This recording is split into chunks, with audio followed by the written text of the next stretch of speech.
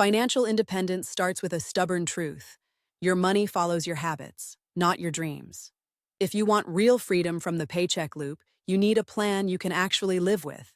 In this video, I'll walk you through a simple, repeatable strategy you can start today. It's not flashy, it's practical, and it fits real life, not a fantasy. We'll break FI into 4 concrete moves: name your number, automate what you save, invest in low-cost funds, and keep adjusting as life changes. These steps build a steady path toward more choices and less stress. First, you need a clear target. FI is not a magic destination. It's a point where your investments can cover your annual spending with room to breathe. A common rule is to multiply annual spending by 25 to set the target. If you spend $30,000 a year, the target is $750,000.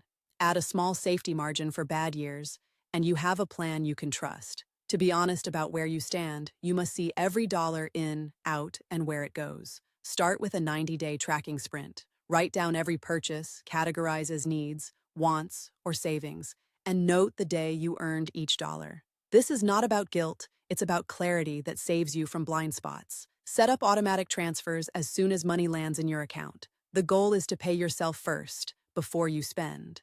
Consider the 2-purse method. 1 purse for daily living, and 1 purse for the future you want. Move a fixed percentage or fixed amount to the future purse every month, and keep it out of reach for ordinary spending. Put the future purse into broad market index funds with low costs. Avoid trying to pick winners. The math favors keeping costs small and staying invested.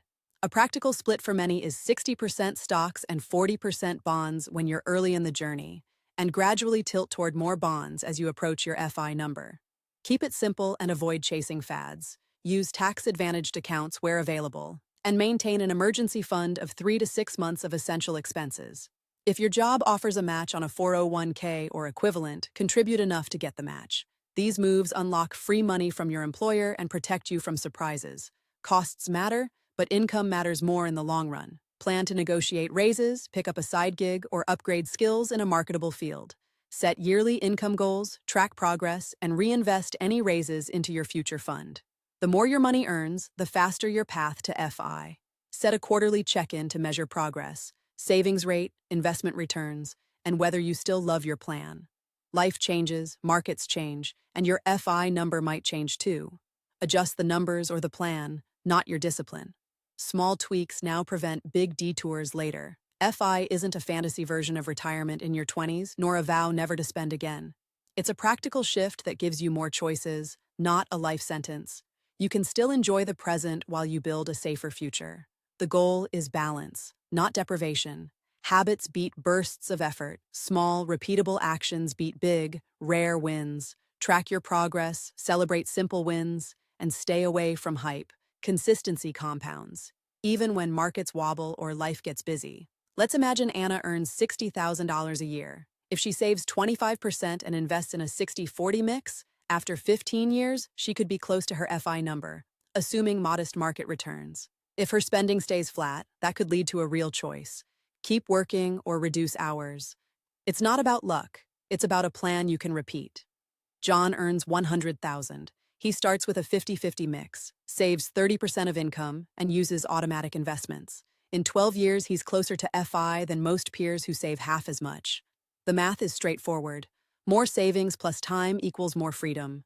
Don't chase risky bets to hit FI faster. Manage debt, especially high-interest debt, and keep an emergency fund. Tax planning matters, so keep investments in tax-efficient accounts when possible.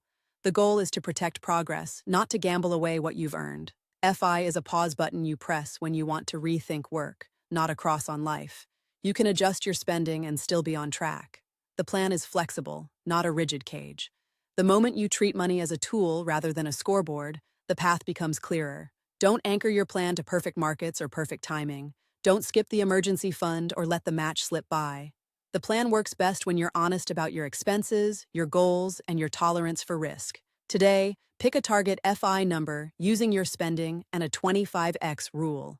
Set up a simple investment account with automatic monthly contributions to a broad market index fund. Start the 90-day tracking sprint if you haven't already, and decide on a 2-purse threshold that feels sustainable to you. If you want more clarity, you can use a straightforward worksheet to map your numbers, but the steps don't require a spreadsheet wizard.